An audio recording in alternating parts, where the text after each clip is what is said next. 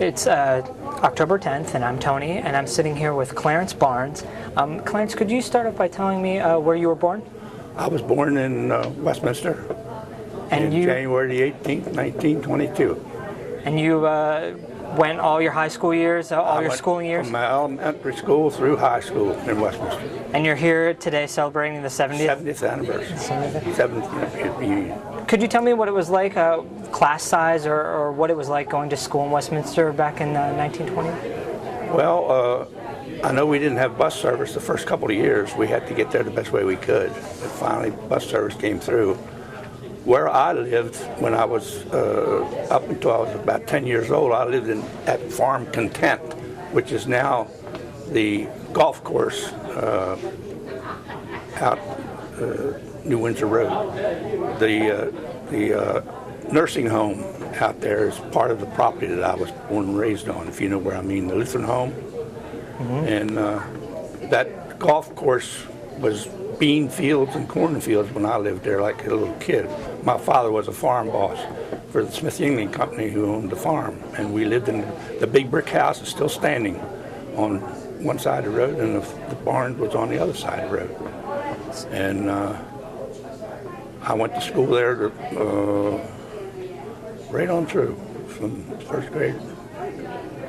Did you do much farming yourself growing up? No. That's why I got away. When I graduated from high school, I left. I didn't care for the farming, but I did my share. I did what my father had made me do. I learned to drive a tractor, and we had our chores. You know, we didn't have a working farm like cows.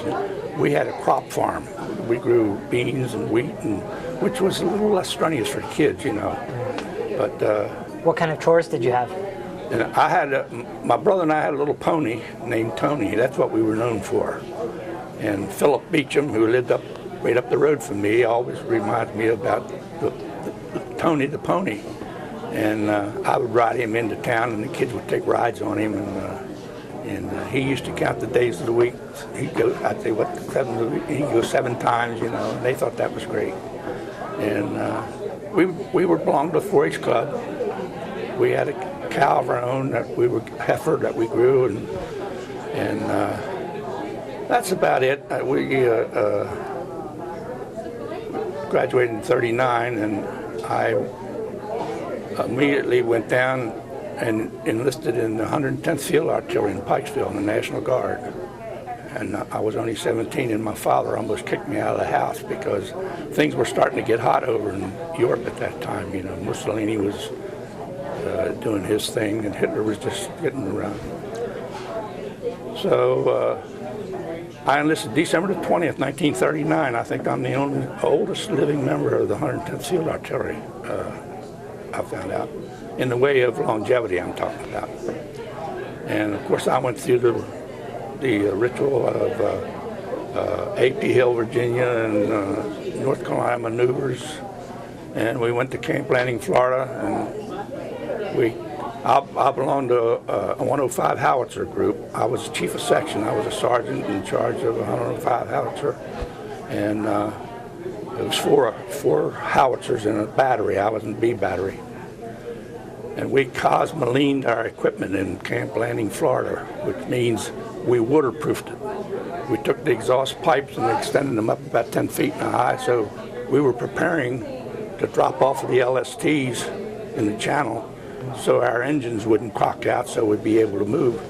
And we left Camp Landing, Florida, and came up to Camp Kilmer, New Jersey, and from there we shipped out on the Queen Elizabeth. And we went to 4th of Clyde in Scotland, and the routine of the 29th Division is routine from there on. We did our thing in England, and I was in England 17 months. It's a long story. I don't know whether you want to hear it or not. 2 months before D-Day, I went out in the channel. I practiced all the route bladdering and all the things that we would normally do. 2 months before D-Day, I got transferred to the Air Force because previously I had put in for a pilot in the Air Force months ago. I forgot all about it. And I got this notice to come into London to take a test to be for the Air Force, and I passed I passed the mental and I passed the physical, and sure enough, I got transferred to the 8th Air Force in right outside of London, and I was shipped from there back to Keesler Field, Mississippi, from where I was assigned to Georgia Tech to take my pre-pilot exam. While at Keesler Field, we got the notice that they didn't need any more pilots. So my program, I didn't even get to Georgia Tech. My program was cut off at that point. I was transferred, from that point I was transferred to the 78th Infantry Division in Camp Shelby, Mississippi, in the infantry, the Cannon Company, which I wasn't too hip to, so I said, well, I'm going to get out of here. So I put in a transfer to Fort Sill, Oklahoma, which was the field artillery basic place. Sure enough, my transfer come through, and I was transferred to Fort Sill, Oklahoma. I went to officers candidate school, and I finished 10 weeks candidate school, and my number came up. They had numbers that they discharged you with. So I went in and got my discharge, and I was discharged from the officers candidate school 2 months before D-Day. So I dodged the bullet. Yeah. Briefly, that's my story. And then where did you go after? That was in Mississippi, you said?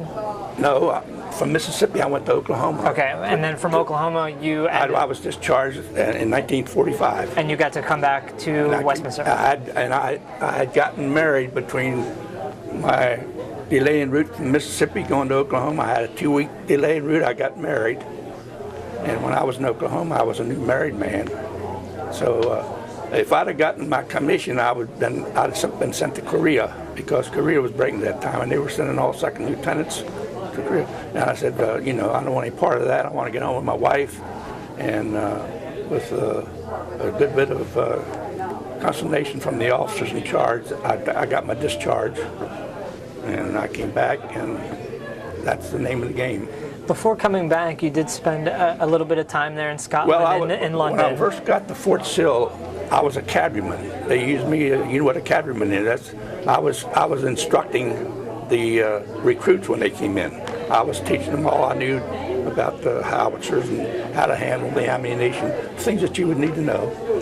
And I was a cadreman until my officers' candidate school broke, because they were feeding them through, and at that time they had the graduation class, they'd start another class.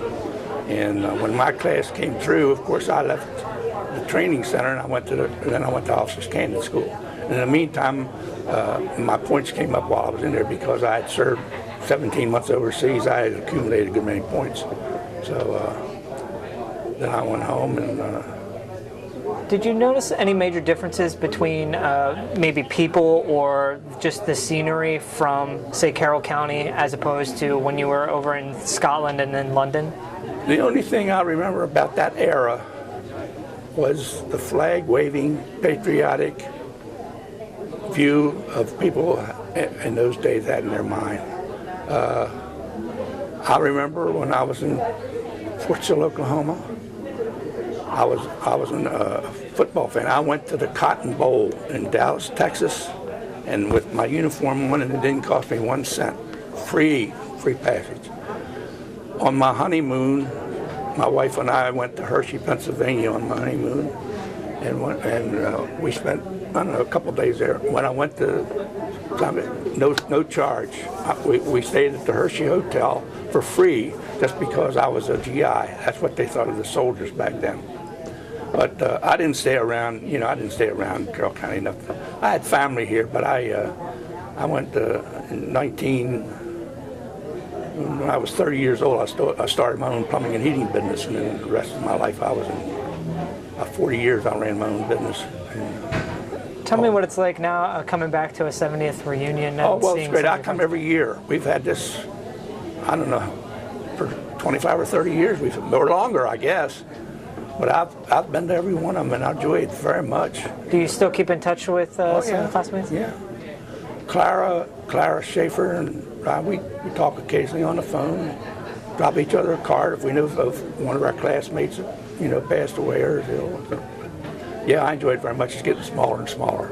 That's what bothers me. What was it like, though, having an original fairly small class as opposed to Well, our class was about 110 or 115 Okay. in 39. It was pretty large, comparatively speaking, in Carroll County. That was a pretty large class. And up until 5 or 6 years ago, we used to have 30 or 40, 50 people come back. But, they've been dying off now because we're in our mid-80s now. Did you participate in any activities while at school at Westminster? Myself? Yeah, sports or anything? No sports. I was active in the music department. I sang in the Estedfit and sang in the chorus, and I was in the patrol.